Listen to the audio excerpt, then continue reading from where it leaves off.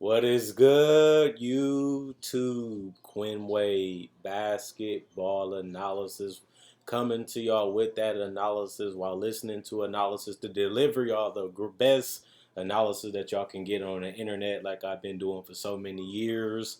And if you've been following this channel, you know that the Boston Celtics is the team that I am the number one fan for. We're trying to get back to our championship ways with Brad Stevens under the helm and controlling the organization. And he has made another move, giving Marcus Smart a contract extension. We knew that he wanted to do it. It was rumors that it was going to get done, depending on if Marcus Smart would agree on it. Is all that we was waiting on is a 4-year, $77 million extension. Some important things is that it does include a trade kicker, which is important for Marcus Smart and also the Celtics and also the team that trades for him. So that is huge, having a trade kicker in your contract.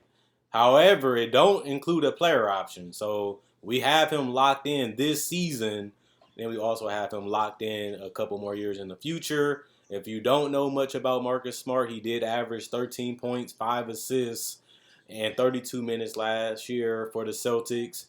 We obviously had Kimba and those guys on the team, so he had to come off the bench and start from time to time. But we did bring in Dennis Schroeder.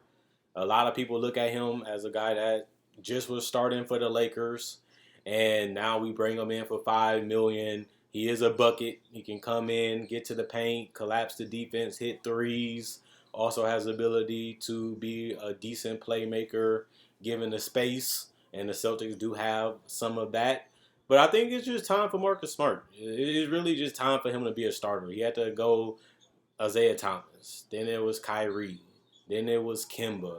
Now it's just time to get this man his extension and let him be the starting point guard. I know he's not the best passer, but he has grown and he has improved. I know he's not the greatest offensive player, but he has grown and he has improved in that area. And we know that he's an all NBA defensive player when healthy and locked in and engaged. He can be a leader emotionally, especially, but he's not scared to get up in guys' face and hold them accountable. And you need guys like that, especially when his team has been solid defensively for the last couple years and has the talent to still be that, you know.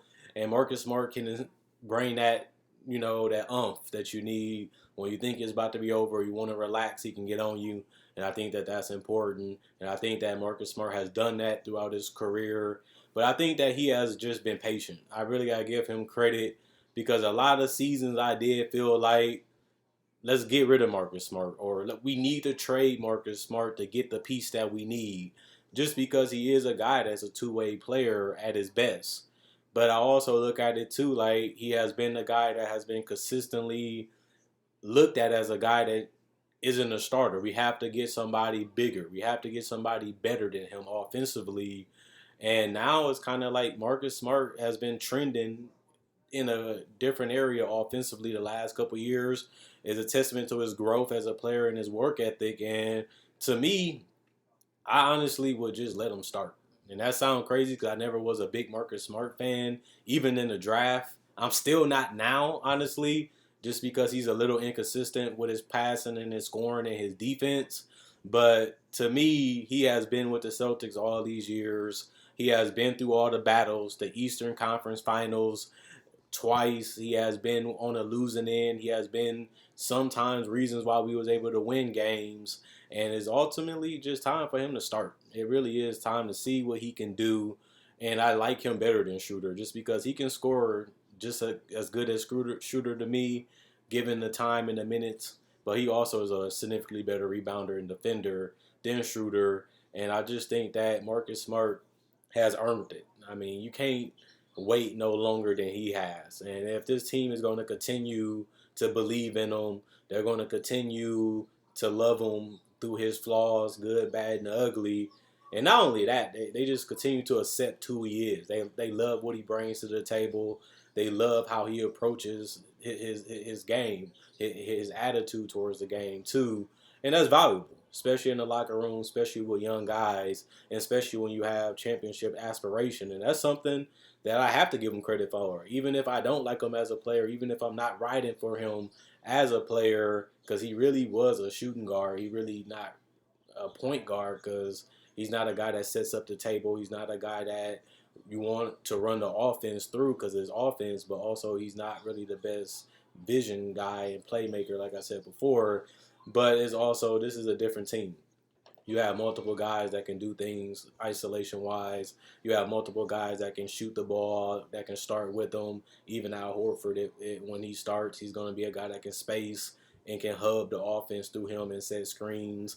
And I feel like the way we're trending and the way we going, we need a guy like Marcus Smart to start. And even though I think that if you give him this starting position, I think you can get the best out of him because he deserves it. I really do believe that he's at the point where his game is trending in a direction to where I'm comfortable with him being my starting point guard and I'm going to live with that result. And they have showed so much commitment and trust in him, and this contract extension is basically another way to say it again. And to me, he should start. He should be the starting point guard for this team, and it's his time. So I'll give him his credit. I'll give him a vouch, and I would say that it's finally time for Marcus Smart to be our starting point guard, and hopefully he is going into the season. And I do think he is the best all-around point guard that we have, and that's another reason why I would definitely say it's time for him to start. And the only way you're going to grow and improve at your position, at your role, is playing in that position and playing in that role. And for him to give you 13 and 5 in 32 minutes, that's pretty good. That don't even count the steals and the rebounds. And I think that he can do more, given a more role with the ball in his hands, but also, you know, just that guarantee that you are a guy. He hasn't been that as a starter, and I think it's time to give it to him now. Not only that, Josh Hart and the Pelicans agreed to a 3-year, $38 million deal. Hart averaged 9 points, 8 rebounds, 2 assists in 28 minutes. Played 47 games last year for the Pelicans. I'm a guy that is a believer in Josh Hart.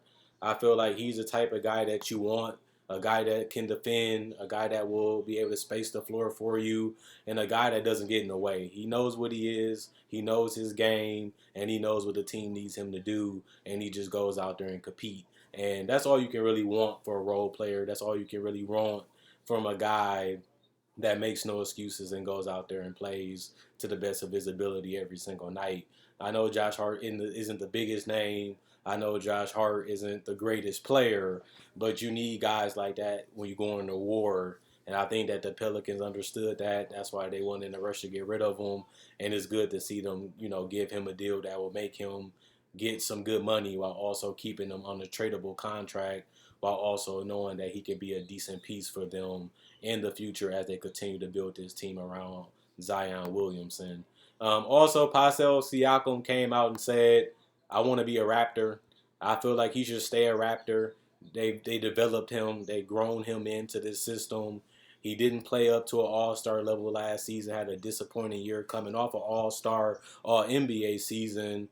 But I also feel like it's bad trading a player on a low. You're not going to get the right value for him. You're not going to get what you really want for him just because he had that type of season where everybody look at him like he didn't have a good year. He didn't play that well. And once you trade him at that point, you're getting something that's not worth it. And this team is looking to get back to the playoff push. I don't really see them getting a package that can continue giving them while losing Siakam that direction. So I feel like they're better off keeping him. They're better off letting him start, and they better off seeing how he handles going into this year, coming off a down year, and go forward with that decision. I don't think you should just make a trade or just try to get rid of him just to do it when he is a valuable player at his position and he is a guy that understands the system. He's a team player and he is, a starting caliber difference maker, given the right talent and given the right opportunity. And he showed that when they did have it, they didn't have as much talent to me last year. And I feel like that was a big reason why the Raptors collapsed and missed the playoffs outside of a lot of injuries. Luka Garza also signs a 2-way deal. He was the 52nd pick out of Iowa. he looks pretty solid in summer league, rebounding, scoring wise. I feel like they can bring him along slowly. So I think this is a fair contract for him. The Pelicans also signed Herb Jones to a 3-year deal. So they ended up keeping him, but it's not going to be like a long-term deal as they do own a team option if they want to keep him or let him go. And they also can extend him outside of that. Other than that, that's pretty much it for free agency since I already covered the Patrick Beverly trade in a different video. Um, no big players have made a decision outside of Marcus Smart. Still waiting on Lauri Markkanen. Still waiting on other guys like Kevin Herter and James Harden and Kyrie to discuss their contracts and discuss their length. And that's going to be news for another day, not today, but that's what we're still waiting on to happen. Other than that, Quinn Wade, basketball analysis, I'm signing out. And I'll be back to y'all with that top five power forward next. See y'all later.